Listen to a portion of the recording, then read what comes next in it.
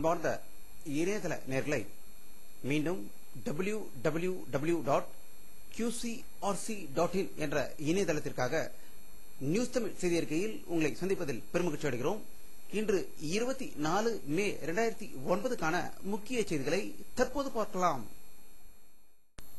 தமிழ் ஈழ நாட்டில் உள்ள வன்னி பகுதியில் இலங்கை ராஜபக்சே ராணுவத்தினர் அத்துமீறி நுழைந்து மனித உரிமை மீறப்பட்டதை கண்டித்து பிரான்ஸ், ரொமானிய நகரங்களில் துயர நாள் நேற்று கடைபிடித்துள்ளதாக பிரான்ஸ், ரொமானியாவிலிருந்து செய்திகள் வெளிவந்து கொண்டிருக்கிறது.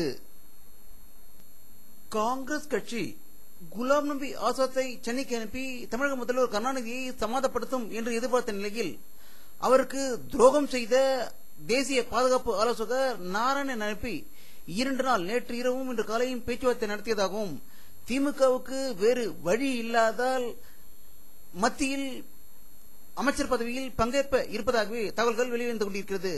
இதை பற்றி அரசியல் கருத்து கேட்ட போது இந்த KR நாராயணன் தான் தமிழக முதல்வர் கருணாநிதியை இன்று பதவியில் இருந்த போது இலங்கை பிரச்சனைக்காக ஆட்சியை கலைத்தவர். இந்திய பாதுகாப்பு ஆலோசகரான நாராயணன் இந்தியாவில் பல இடங்களில் குண்டு வெடித்து 10,000க்கும் மேற்பட்டோர் கொன்றபோது இவருடைய ஆலோசனை எங்கே இருந்தது என்று தெரியவில்லை என்றும், தமிழினத்திற்கு கடந்த 30 ஆண்டுகளாக துரோகம் செய்து இலங்கையில் 70,000 பேர் கொல்லப்பட்டதற்கு இவருடைய ஆலோசனையும் ஒரு காரணம் என்பது குறிப்பிடத்தக்கது. இப்படிப்பட்ட துரோகியை காங்கிரஸ் அனுப்பியிருப்பது ஒரு குறிப்பிடத்தக்க விஷயமாகவே அரசியல் கருத்து வெளியிட்டிருக்கிறார்கள்.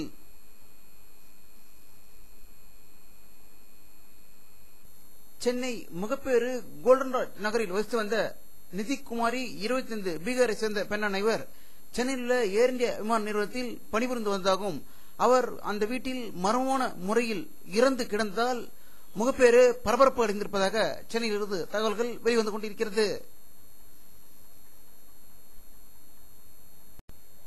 மாயாவதி தேவகவுடாவை நம்பி 3வது அணி அமைத்தது தவறு என்று கம்யூனிஸ்ட் கட்சியின் பொலிட் பியூரோ உறுப்பினர் சீதாராம் யெச்சூரி டெல்லியில் செய்தி வெளியிட்டுள்ளதாகவும், இதனால்தான் நாங்கள் தேர்தலில் தோல்வியடைந்தோம் என்று கூறியிருப்பதாக ஒரு பரபரப்பு தகவல் டெல்லியிலிருந்து வந்து கொண்டிருக்கிறது.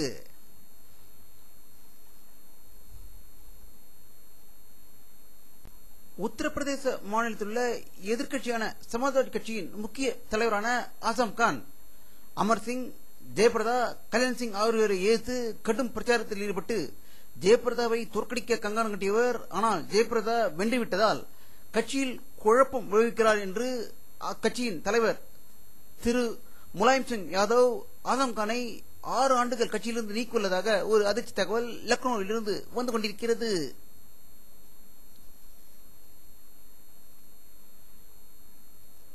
ஆந்திர மாநிலம் அடிலாபாத் மாவட்டம் முகல்யா என்ற கிராமத்தில் உயரழுத்த மின்சார கோபுரம் அமைப்பதற்காக 20க்கும் மேற்பட்டோர் கூலி தொழிலாளர்கள் மண்ணை தோண்டிக் கொண்டிருந்தனர். அப்போது அங்கு குவிந்து வைக்கப்பட்டிருந்த மண் திடீரென்று சரிந்ததில் அதில் புதையுண்டு 12 தொழிலாளர்கள் பரிதாபமாக உயிர் இழந்ததாக ஆந்திராவிலிருந்து செய்திகள் வெளியாகிக் கொண்டிருக்கிறது.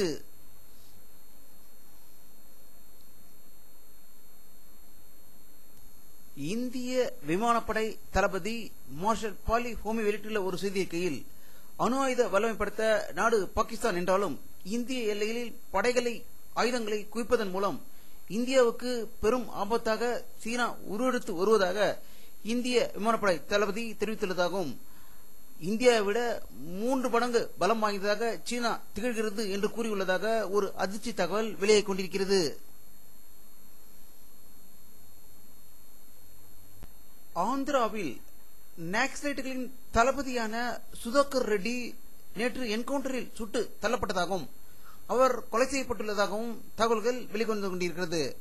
இவர்தான் முன்னாள் முதல் மந்திரி சந்திரபாபு நாயுடுவை திருப்பதியில் குண்டு வைத்து கொலை முயற்சியில் ஈடுபட்டவர் என்பது குறிப்பிடத்தக்கது.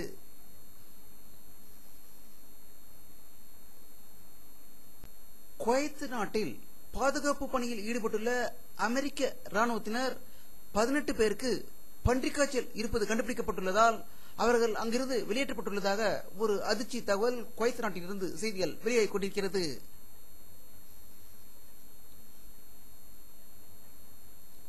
மேற்கு ஆப்பிரிக்க நாடுகளில் ஒன்றான மொரோக்காவில் ஒரு மாபெரும் இசை நிகழ்ச்சியில் 70,000 பேர் பங்கேற்ற அந்த நிகழ்ச்சியில் கூட்ட நெரிசலில் சிக்கி 11 பேர் உயிர் இழந்ததாக மொராக்கோ நாட்டிலிருந்து செய்திகள் வெளியாகிக் கொண்டிருக்கிறது.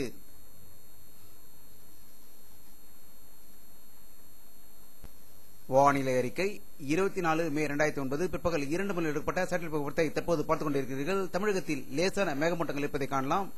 ஆந்திரா ஒரிசாவில் ஒரு புயல் சின்னம் ஒரிசாவை நோக்கி செல்வதை பார்க்கலாம். அதனுடைய தாக்கம் தமிழகத்தில் தெரிய வாய்ப்பு இருப்பதாகவும், அரபிக்கடலில் இருந்து மேகமூட்டங்கள் அதிகம் இருப்பதால் அவை கேரளாவை நோக்கி வரும்போது தமிழகத்தில் மழை பெய்வதற்கான வாய்ப்புகள் இருக்கிறது. வங்க கடலிலும் லேசான மேகங்கள் இருக்கிறது. அது சென்னை நோக்கி வந்தால் மழை பெய்வதற்கான வாய்ப்புகள் அதிகம் என்பது இந்த படத்தில் தெரிகிறது.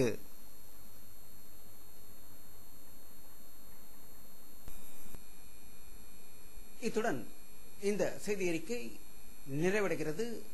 மீண்டும் நியூஸ் தமிழ் செய்தி அறிக்கையில் உங்களை சந்திக்கும் வரை உங்களிடமிருந்து விடைபெறுவது உங்கள் கே பாலாஜி.